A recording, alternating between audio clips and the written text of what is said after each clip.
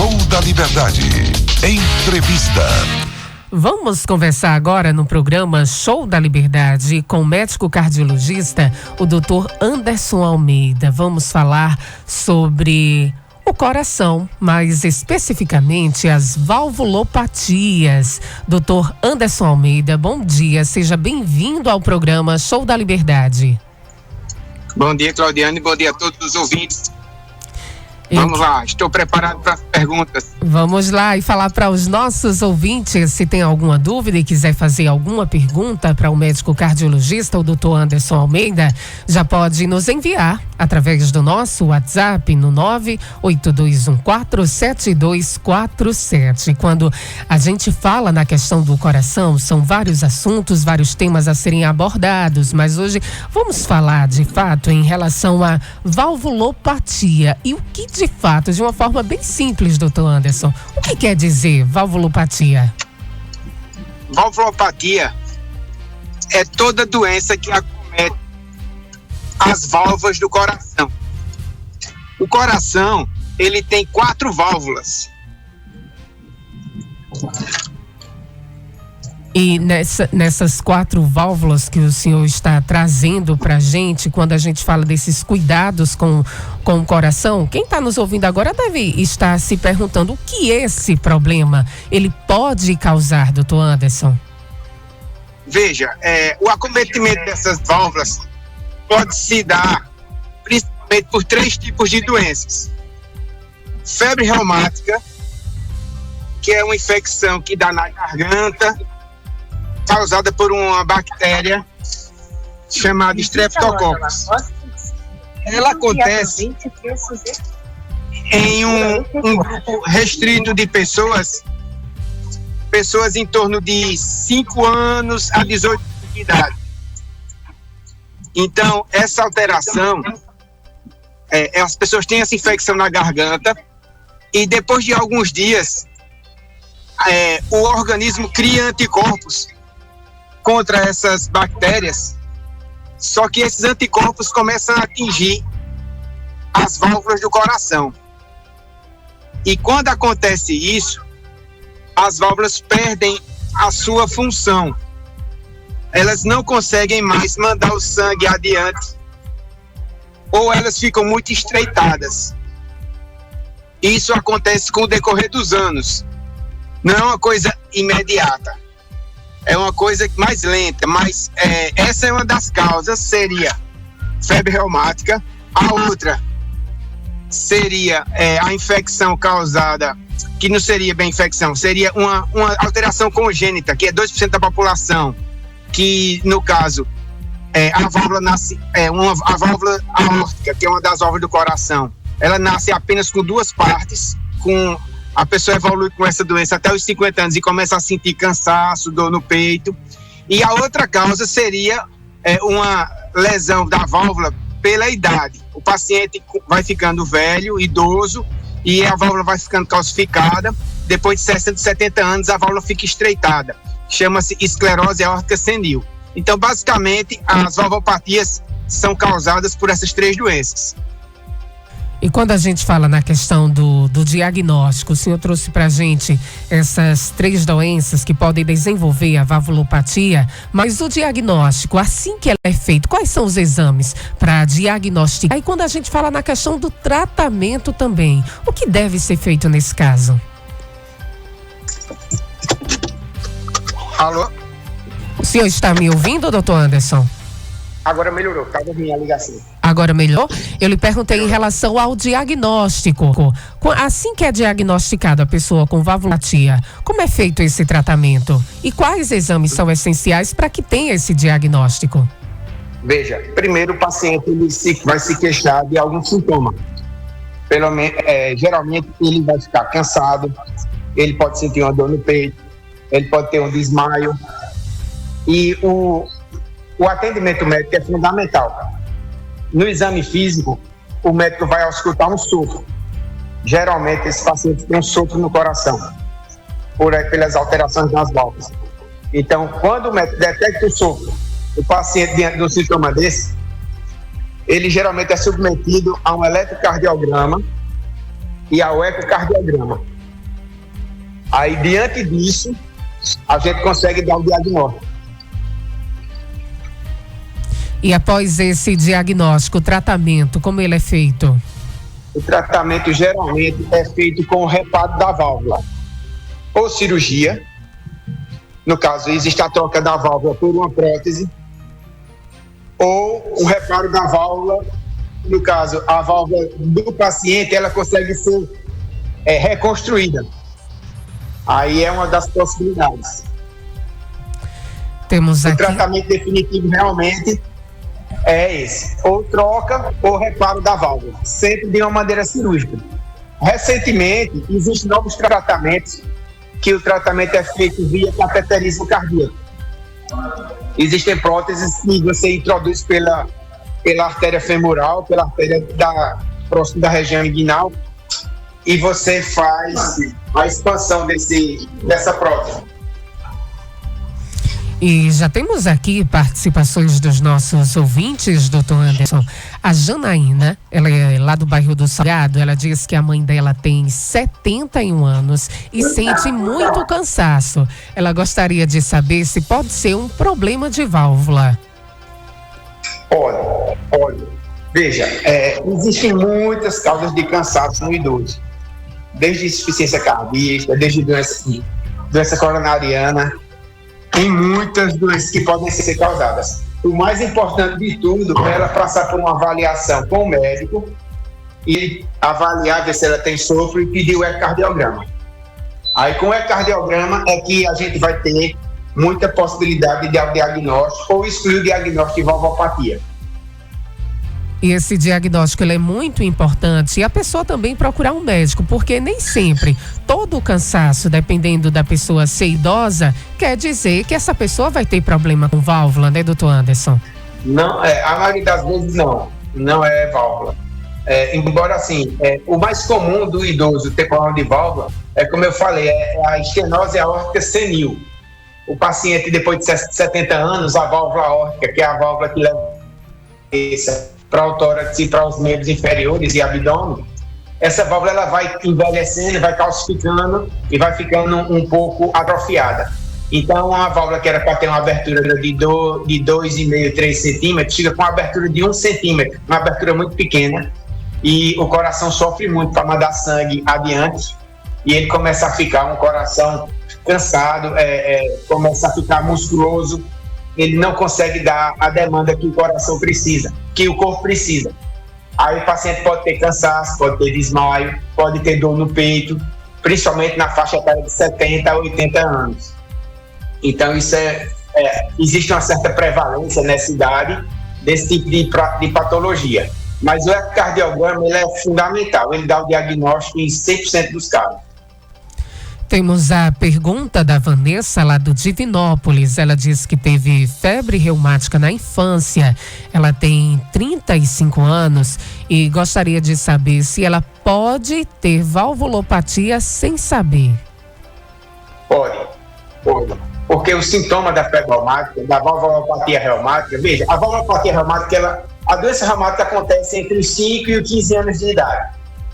Tem aquela infecção na garganta, febre, calafrio, você vai ver a garganta, tem aquele foco de pus, tem aquele linfonodo, que é aquela íngua grande no pescoço, dolorosa, dura uns 4, 5 dias, mesmo tomando antibiótico, pode acontecer do organismo criar autoanticorpos, que com o passar das semanas vão acometer as válvulas.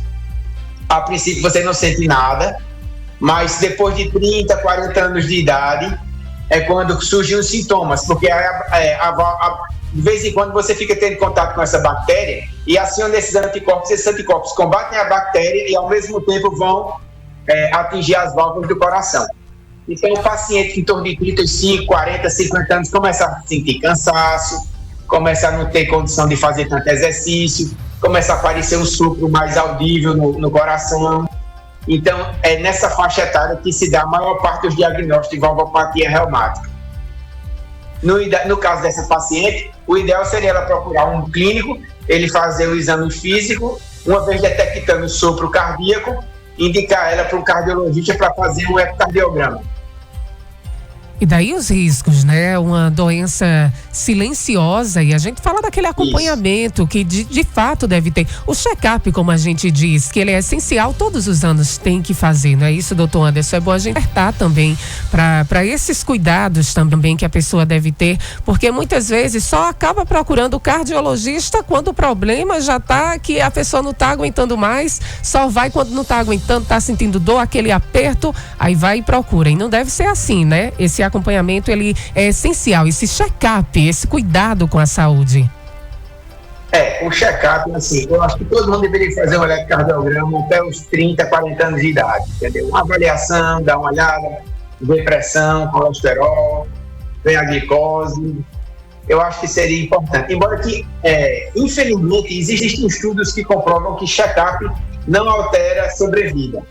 Mas, assim, a gente tem que ver que os estudos são uma coisa, mas a realidade, às vezes, é diferente, né? É importante que a gente tenha uma precaução, não sem todo ano. Esse check-up anual só deve ser feito em pacientes que já têm diabetes, hipertensão, colesterol muito alto, aí tem que fazer a avaliação anual.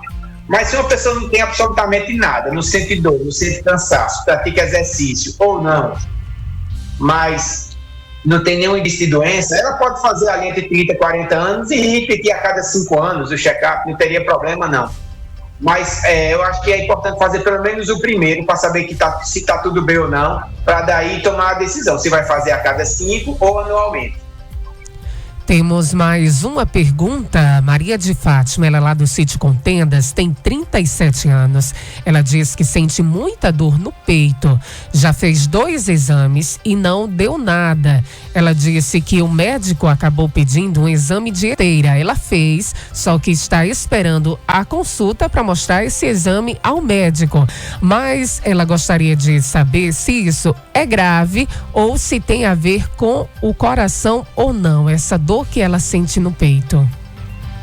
Depende muito da dor. Graças a Deus, 90% dos casos de dor torácica não são cardíacas, ou mais de 90%. Né? A dor cardíaca, para ter a relação com o coração, geralmente é uma dor muito característica, é uma dor em aperto, você fica suando, fica pálido, você sente às vezes vontade de vomitar, é uma dor que pode irradiar para os braços ou para as costas, ela não tem posição fixa, não é um local só que você aponta com o dedo, ela toma o peito todo, ela sobe para o pescoço, como se fosse uma pessoa apertando seu pescoço, algumas vezes sobe para a mandíbula, é uma dor que é desencadeada aos esforços, que dura em média de 3 a 5 minutos, quando você para de fazer o esforço, a dor passa, entendeu? Então, assim, tem muitas nuances da dor realmente cardíaca, do que a dor que é feita uma pontada, uma dor que você respira e dói e passa imediatamente, uma dor que você, quando gira o tronco, gira o corpo ou levanta o braço, dói, e quando você baixa o braço, passa, essa dor não é cardíaca. Então, assim, tem que caracterizar muito bem essa dor, para saber se essa dor tem tendência a ser cardíaca ou não, e o teste ergométrico vai ajudar nesse sentido, né? Ela deve ter feito já algum cardiograma, algum exame nesse sentido, eletrocardiograma, e a sequência de diagnóstico está correta. É aguardar a vaga para consulta com o médico para mostrar o teste ergométrico, para ele avaliar se essa dor tem alguma relação cardíaca ou não. E nada de sofrer por antecedência, né, doutor? Porque muitas vezes Não, veja, 90% dos nossos problemas não existem. É a gente que cria, né? A gente antecipa os problemas. Então, se a gente focar no problema quando ele acontecer, é muito melhor do que a gente antecipar o problema. A gente sofrer de véspera é muito ruim, né? A gente tem que conter nossa ansiedade e deixar as coisas realmente acontecerem para tomar atitude, né? Temos mais uma participação aqui, o nosso ouvinte. Temos uma pergunta por áudio. Bom dia. Bom dia. Cadiana Sorriso, já Tiago Centro Camusim. Pergunta ao doutor, porque quando eu estou subindo na ladeira, eu vou subindo mais rápido, eu canso muito. Pergunta a ele se é problema do coração, por favor. E aí, doutor Anderson? Veja, é um dos sintomas muito importantes. É aquela história, antes você fazia tudo, subia a ladeira, descia a ladeira, carregava peso, não sentia nada. Aí de um tempo para cá você começa a sentir um cansaço diferente quando sobe uma ladeira. Isso já é mais ou menos um teste ergométrico. O teste ergométrico é justamente isso. Bota você numa rampa, numa esteira, que é ter uma inclinação, e vai ver se você tem algum sintoma e se esse sintoma altera o elétrico. né? Então, assim, esse sintoma dele é um sintoma importante. Eu só não vi a idade dele, mas se ele tiver acima de 40 anos, aumenta mais a possibilidade de ser alguma coisa cardíaca, principalmente se ele for hipertenso e diabético. Aumenta muito a probabilidade de ser doença cardíaca. Eu recomendo ele a procurar um médico da sua área, um médico da área Unidade Básica de Saúde. Esse médico vai fazer uma triagem desse sintoma e, havendo a necessidade, ele vai encaminhar, referendar para uma área mais de atenção secundária, que seria o consultório do cardiologista na própria rede. O José Tiago, ele de fato não nos enviou a idade dele, mas esses cuidados são essenciais. E temos aqui mais perguntas, doutor Anderson. O Jairo, lá do bairro Petrópolis, ele gostaria de saber se a valvulopatia tem cura com remédio ou só com cirurgia. Veja, o paciente que tem febre reumática, ele deve usar benzetacil a cada 21 dias, até pelo menos 65 anos de idade. Ou pelo menos, se ele só teve uma crise de artrite e foi diagnosticado, no caso, ele inchou as articulações, que é a primeira manifestação da febre reumática, é justamente a seguinte: você tem a infecção de garganta, passa ali uns 15, 20 dias e do nada começa a inchar o joelho, dói muito, você não consegue andar direito, aí esse joelho desincha, com uma semana incha o tornozelo do outro lado, chama-se poliartrite migratória, é um dos sinais mais importantes da febre reumática. Nessa fase ainda não houve acometimento cardíaco. Então, quando acontece isso, que o diagnóstico é dado, vai para o médico, ele faz as dosagens de alguns marcadores no sangue e detecta essa poliartrite, que fica muito evidente que esse paciente tem febre reumática, o primeiro episódio, ele tem que tomar benzetacil até os 21 anos de idade. Se ele só teve um episódio e não teve acometimento cardíaco, fez o eco e não deu nada.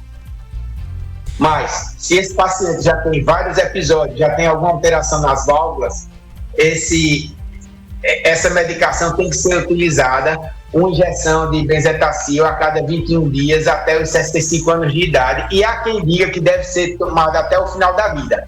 Eu acho que até 65 anos de idade é suficiente, porque depois de 65 anos de idade, diminui muito a probabilidade do paciente ter infecção por Streptococcus, que é a bactéria que causa a amidalite, que causa a produção de anticorpos.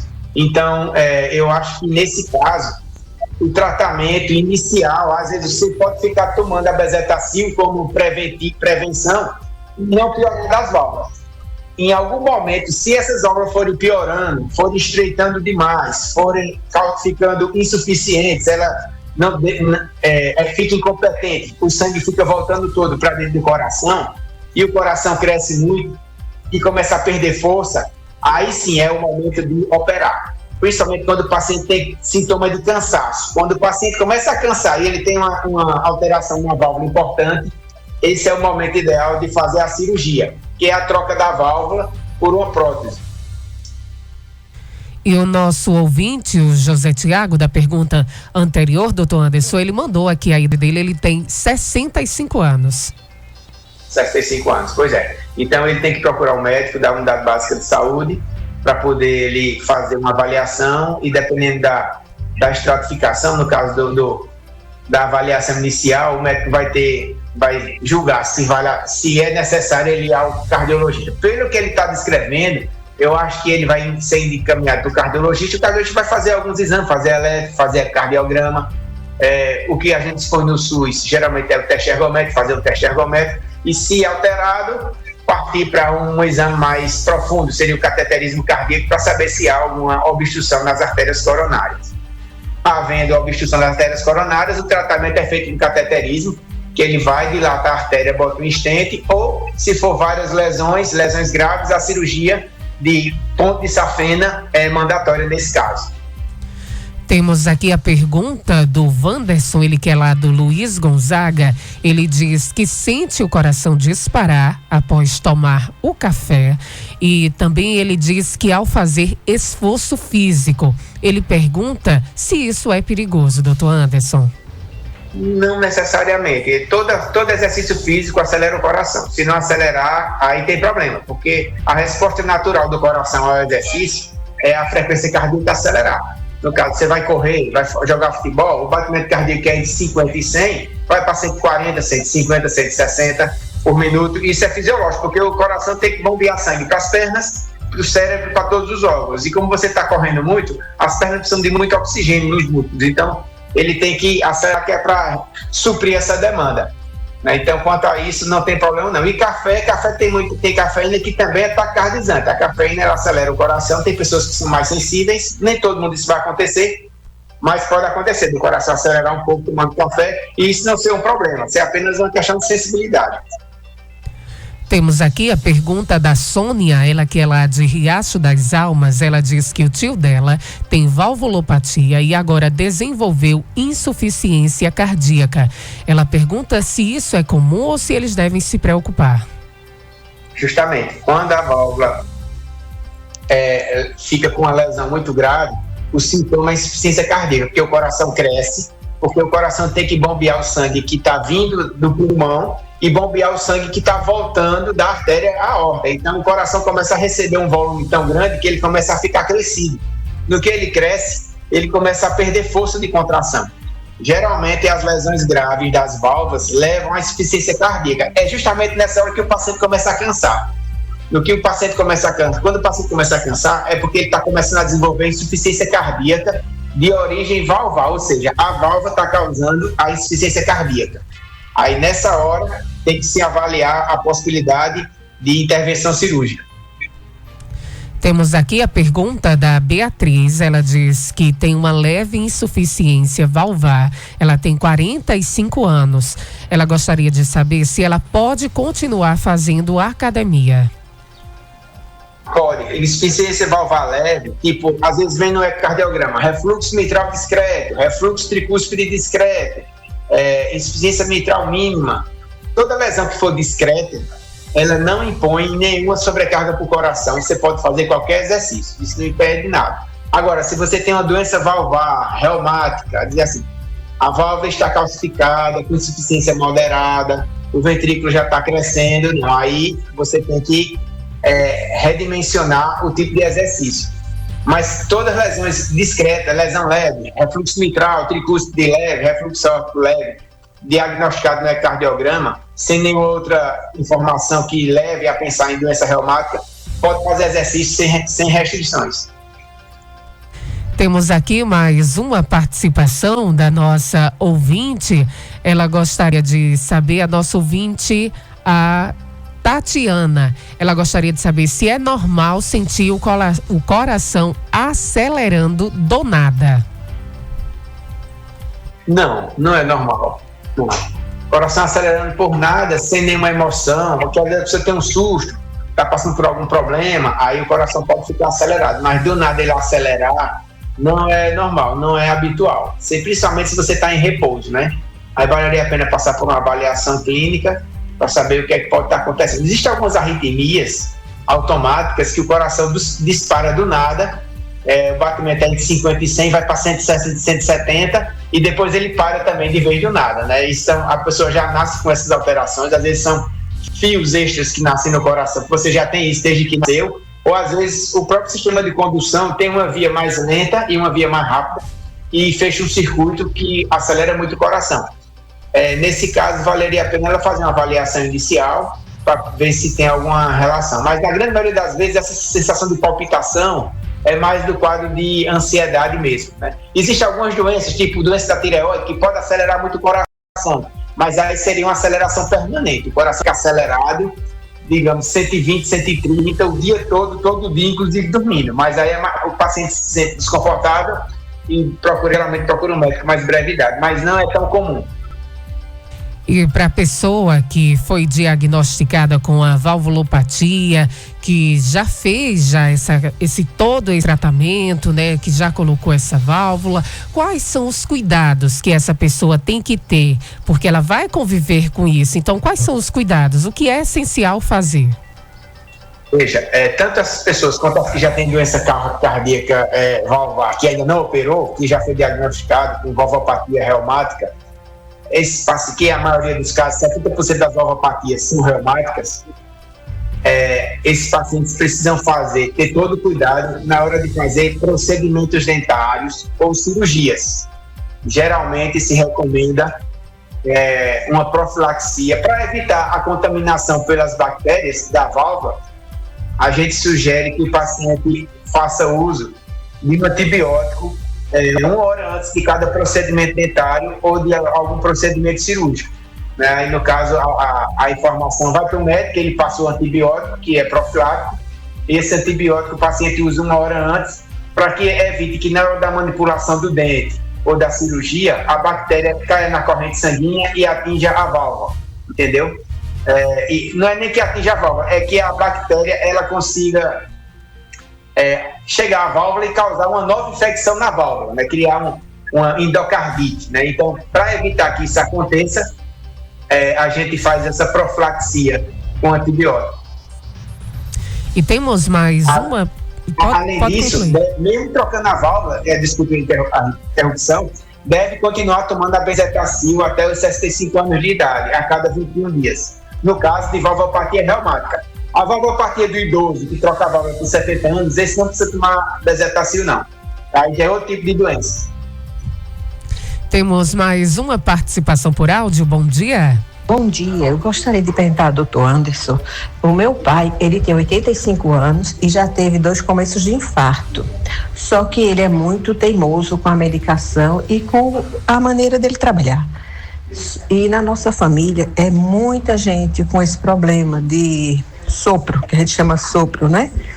Eu gostaria de saber, ele agora começou a reclamar de uma dor na perna. Isso pode ser da circulação ou do coração, doutor? Obrigada desde já. Veja, geralmente uma dor na perna no paciente idoso pode ser obstrução da circulação.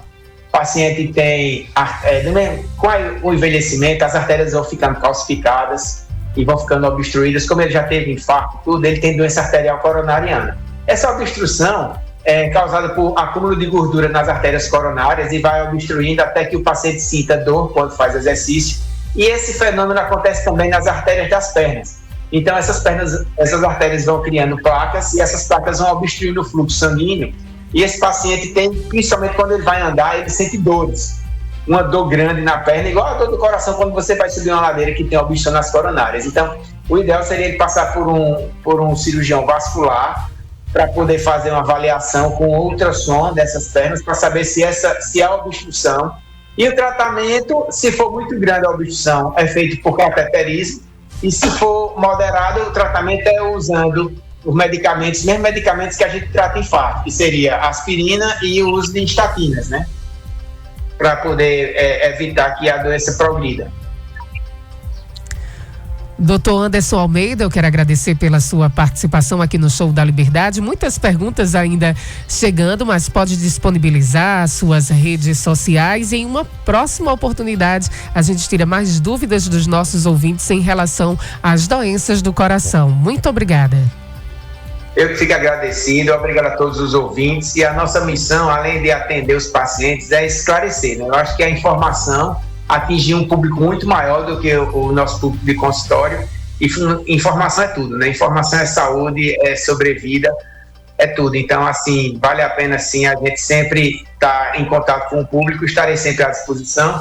E eu vou passar para vocês a minha mídia, para o pessoal que quiser mandar pergunta, eu posso responder, tá bom?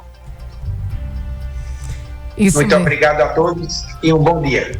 Um bom dia. Conversamos no Show da Liberdade com o doutor Anderson Almeida, cardiologista. Show da Liberdade. Um show de programa.